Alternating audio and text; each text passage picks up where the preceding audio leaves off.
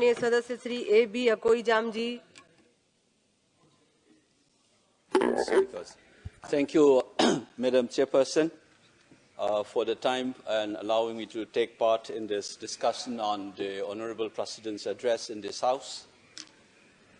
I was expecting the President's speech to mention something on Manipur, very honestly speaking, because I thought that the government will outline through her speech on the steps being taken by the Government of India to deal with the issues and this tragedy that we have been witnessing in my home state. But call it arrogance or a reflection of a peculiar form of Rashtra Chetna followed by the ruling party, they have chosen to remain silent and in an effort to make the crisis invisible to the rest of the country as well as the globe. So I expect Madam Chairpersons to give me a little more time than the usual so that I can register the pain and anguish of the people of my state in particular and those fellow countrymen who are worried about the happenings in my home state. It's my sincere appeal to you. Please do give me some extra time. In our President's speech, it says that the government is trying to take along all these people, an inclusive and all-encompassing approach based on the principle enshrined in the Constitution. But the fact of the matter is, this government and their ideological moorings clearly does not believe in inclusive politics. I say this for one reason, not only for what has happened vis-à-vis with the Manipur crisis and the manner in which the Government of India have responded, but also generally the manner in which they have tinkered the constitutional principles and the manner in which they have imagined this nation to be. Their attitude and response to Manipur is nothing but a specific form of reflection of their general conception of what this nation is all about. Let me start with a particular tinkering that this government has done, which we don't see. Babasaheb Ambedkar said, we have this document now, but how we inject flesh and blood to the soul to this document is what matters through our practice. What has been happening since the last 10 years? Like all liberal constitutions, we have this beautiful phrase in our preamble called "we the people." And this "we the people" is, like all liberal constitutions, conceptualize the population, the nation as a stratified population. But this government is pushing for a kind of an imagination of a nation which is cultural and organic in nature. When the Prime Minister took over in 2014, he has said on many occasions across many platforms in the West, in UK, UAE, Netherlands, or in various meetings in this country, he invoked a very familiar phrase that we have seen in the Nazi Germany's in 1920s and 1930s, Blut und Boden, blood and the soil. He said in his speech in Wembley, as well as in Netherlands or UAE, or in my part of the world in Silchar, he says, whether one should be given emphasis on the color of the passport or the color of the blood or in our relation to the soil. These invocations of the blood and the soil is what the Nazis have shouted in the 1920s and 1930s. It is these conceptions of the people of this country leads to various exclusions. So there's no surprise that today we have a party which swear by nationalist ethos and you have none of the members from the Muslim communities, which constitute 15% of the population. That is the reflection of that imagination of the nation. It is a similar kind of an exclusion that you have continued through your response to the crisis in Manipur. Allow me to cite 4 specific issues that tells you that the crisis in Manipur is not an isolated issue. Its gravity is such that it is a national crisis. Allow me to explain on 4 specific ways. Under the Indian Constitution, we have a state government and assembly, which has been reduced to a farce. We had the shortest assembly session in 2023 in August, which barely lasted less than half an hour. Instead of discussing on the crisis, the assembly was cut short. The government of Manipur openly claims that its power has been stripped by the union government. We don't know who is in charge of the state of Manipur. The leaders of the government in the state says that the police did not report to the Honorable CM and the Home Minister, to whom they are reporting then. And the appointment of the big officials of law and order, such as the chairman of the Unified Command, which takes care of the security and law and order situation, coordinate various security agencies, has been removed and planted some ex-bureaucrat by the center. And the CM says, for instance, that some part of Manipur is under my command and some part of the state is under the Union Home Minister. Can you imagine the Chief Minister of Maharashtra saying, Mumbai is under my control and the rest of Maharashtra is under the Union government? That is an illegal subversion of the constitutional mechanism and democracy in this country in the 75 years of our experience. That is the subversions that we have experienced. We don't realize this. The Chief Minister ordered something. The Central Security Forces refused to obey the order. And there are images where the Central Armed Forces stopped the Manipur police from responding to armed attacks on innocent villagers. This complete chaos is what we witnessed in the 75th year of the constitutions, on which we have given lectures and bhashans in this house as well. It is a reality that is happening in Manipur, but who cares? You have sent in 60,000 plus troops, and under whose command those are working? If Article 355 or 365 has been invoked, where is the written document? There's nothing of that kind. So it is an extra-constitutional subversion of the constitution of the country in a state called Manipur. Indian state has become nothing but in the state of Manipur. Madam Chairperson, have you ever seen elected members being beaten up publicly in this country, and the country thinks that constitutional order is in order in Manipur? The dignity of the elected members, the authority of the assembly, everything has been subverted by this union government in collusion with their satraps who are running the show on their behalf in Imphal.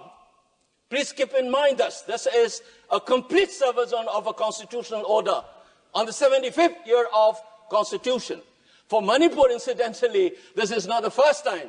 When the constitution was adopted 75 years ago, we had an assembly of our own and a constitutional monarchy, which was bulldozed on the 15th of October 1949. That insult should have been bygone be the bygone, and we should be looking forward. But this manner in which the crisis has been handled, and contemptuous manner in which this has not been talked about, even in our Honorable President's speech, is making you to remember that humiliation once more as we are trying to look forward. That is the most saddening and unfortunate part as we celebrate the Constitution's 75th year. Second example, when Baba Sahib Ambedkar was asked, which article in this Constitution you think is the most important one? He points out Article 32 and said this is the soul and the heart of the Constitution. In Manipur, you have a main, please madam, I have seen people getting more time. Please allow me to finish at least. Give me 2-3 more minutes. Article 32, habeas corpus, is one of the legal rights that the citizens have. But in the most secure place in Manipur called the Red Seal Divisions, the 57 Mountain Division, an army garrison, and a civilian by the name Kamal Babu, Laishram Kamal Babu, disappeared without a trace. Since November, the defense minister kept quiet, the army chief kept quiet. How secure is the people of Manipur, even when you are not secure in the military garrisons? The biggest army headquarters in the state of Manipur, the 57 Mountain Division. Who will answer this? I'm elected by my people, and I'm supposed to voice in this house as a part of a democratic culture, as a part of a constitutional scheme of things. Now, how do I speak? People have been killed, children, women have been assaulted. But we have seen hostage taking. Women and children were not only being taken hostage, they were killed in cold-blooded in the most gruesome manner. In Jiribam, including an 8-month-old infant. It's a post-mortem report. It's a chilling reminder. There have been people killed in gruesome manners throughout this 21-month-old crisis. But never has this kind of a hostage taking and killing has happened. Now look at this. I am, as an MP, cannot go to some part of Manipur. Where is Article 90 free movement? People are not able to go. The Chief Minister himself cannot go to certain places. Some MLAs belonging to a tribal groups cannot come and attend the assemblies. And we think Article 19 is working in the state of Manipur, and we are celebrating 75th year of the Constitution. Where is Article 19? Madam Chairperson, there are still thousands and thousands of people are linguists in relief camps. Partition is a living reality in the state of Manipur, and we think the constitutional order is intact in the state of Manipur. Third point, very unfortunately, I have been hearing our ministers and leaders saying that Kukis and Meiteis should talk to each other. Have you ever heard when the communal violence happens, Hindus and Muslims should talk to each other? It is the absorbing of the responsibility of the state. First, you should rein in the violence. The authority of the Indian state has been challenged by armed groups. Many of them have been propped up by the Indian security agencies, as many observers have pointed out. Many of these Kuki armed groups under the SU, they have been propped up by Indian security forces, and unfortunately on media you see BJP entering into an understanding with them for them to get help to win elections. Now they are playing havoc. They are running wild. Similarly, in the valley areas, there are armed groups which is reportedly nurtured by political leadership from your party. And this is where you wanted to keep silent. You don't want the rest of the country to know about this. And insist as if, like the Britishers have done, Hindus and Muslim conflict in India is a product of a colonial process. It is not inherent in our country. That's many scholars have written. You do not essentialize this conflict. This is a part of a colonial state process. Unfortunately, while still talking about decolonizations and trying to change the law created by the British, we are talking like the Britishers, saying that this is an essential conflict between the Hindu, just like the Britishers have done, as if the Kukis and the Meiteis have an essentialized conflict. It is a product of a state process. We need to decolonize our mind. Lastly, but not the least, Madam Chairperson, we talk about Viksit Bharat and progress and development. I must inform the House that the highest inflation rate in the country today is the state of Manipur. All the small-scale, medium, micro entrepreneurs have shut down. We're losing investment. People are losing jobs. And the unemployment rate, Manipur is among the top 5 in this country. We talk about the eastern state. Many of the eastern states, including Andaman, is in the list of the top 10 most unemployed people in this country. You are not talking about this economic development, this crisis. There is no relief, tax or otherwise. You are trying to push it under the carpet as if nothing has happened. Despite all this thing, Madam Chairperson, you know what happened. People are not able to travel because of this communal violence. And the flight fare is soaring to the sky. It is looting the tragedy-stricken people. A flight fare from Delhi to Kolkata is around 6,000, which is 2.5 hours journey. But the flight from Imphal to Kolkata is around 14,000, double the amount which has been going on for the last 20 months. Government of India is not interested in that. So what has been happening, you think that we are talking about Manipur as if it is an exception. I want to end with this remark. The Danish philosophers have reminded us.